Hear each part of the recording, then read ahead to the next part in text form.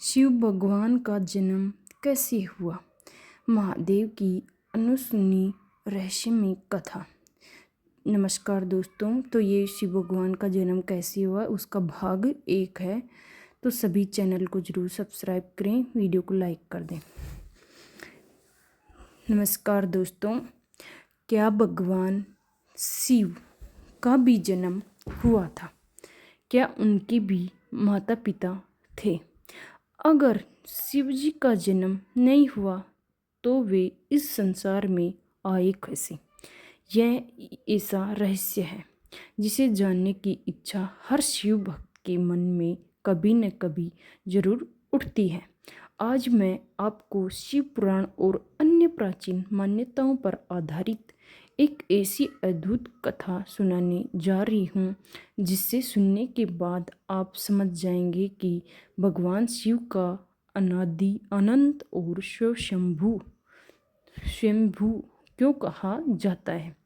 तो आइए पूरे श्रद्धा भाव से बोले हर हर महादेव। जब समय भी नहीं था, यह उस काल की बात है जब न पृथ्वी थी, न आकाश, न सूर्य, न चंद्रमा, न दिन था न रात। चारों ओर केवल असीम शून्य था, ऐसा मौन जिसमें समय भी ठहर गया था। न हवा चलती थी, न जल बहता था, न किसी जीव का अस्तित्व था। लेकिन उस शून्य में एक शक्ति विद्यमान थी। वह शक्ति न दिखाई देती थी, न छुई जा सकती थी। वह थी परम चेतना। उसी चेतना से अचानक एक दिव्य प्रकाश प्रकट हुआ। उसका तेज इतना प्रचंड था कि करोड़ों सूर्य का प्रकाश भी उसके सामने फीका पड़ जाए। उस प्रकाश का न कोई आरंभ था और न कोई अंत। यदि दिव्य ज्योति और आगे चलकर भगवान शिव के नाम से पूजी गई। ब्रह्मा और विष्णु का प्रश्न। समय के प्रवाह में भगवान विष्णु प्रकट हुए। उनकी नाभि से कमल निकला और उस कमल पर ब्रह्मा जी प्रकट हुए। ब्रह्मा जी ने चारों ओर देखा, उन्हें कुछ समझ नहीं आया। उन्होंने पूछा, मैं कौन हूँ? मुझे किसने बनाया? उत्तर नहीं मिला। उधर भगवान विष्णु भी मौन थे। धीरे धीरे दोनों में यह प्रश्न उठने लगा कि सबसे महान कौन है? ब्रह्मा जी बोले, मैं सृष्टि का रचयिता हूँ। विष्णु बोले, लेकिन पालन मैं करता हूँ। दोनों के बीच विवाद बढ़ता गया। तभी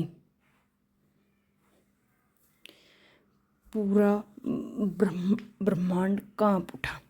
आकाश में भयंकर गर्जना हुई। चारों दिशाओं में दिव्य प्रकाश फैल गया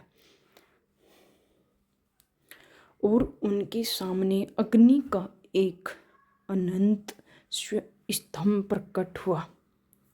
इतना ऊंचा कि आकाश से भी आगे, इतना गहरा कि पाताल से भी नीचे। दोनों देवता आश्चर्यचकित रह गए। अंत की खोज। ब्रह्मा जी बोले, मैं इसका ऊपरी सिरा खोजता हूँ। वे हंस का रूप धारण करके ऊपर उड़ चले। भगवान विष्णु वराह का रूप लेकर नीचे चले गए। सैकड़ों वर्ष बीत गए, फिर हजारों वर्ष, लेकिन अग्नि स्तंभ का अंत नहीं मिला।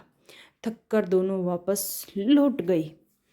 तभी उस अग्नि स्तंभ से एक गंभीर, दिव्य और गूंजती हुई आवाज आई, मैं ही अनादि हूँ, मैं ही अनंत हूँ, मैं ही शिव हूँ।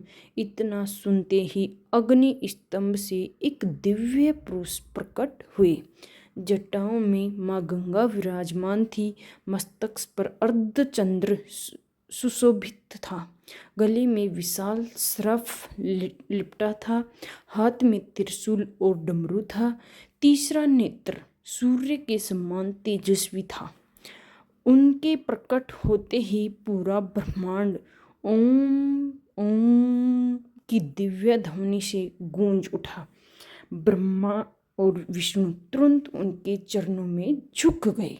लेकिन महादेव ने जो अगला रहस्य बताया उसे सुनकर दोनों देवता भी स्तब्ध रह गए। आगे क्या हुआ यह जानेंगे कहानी के अगले भाग में। तो कमेंट में हर हर महादेव जरूर लिखें। चैनल को सब्सक्राइब जरूर करें। वीडियो को ज़्यादा से ज़्यादा लाइक शेयर कर दें।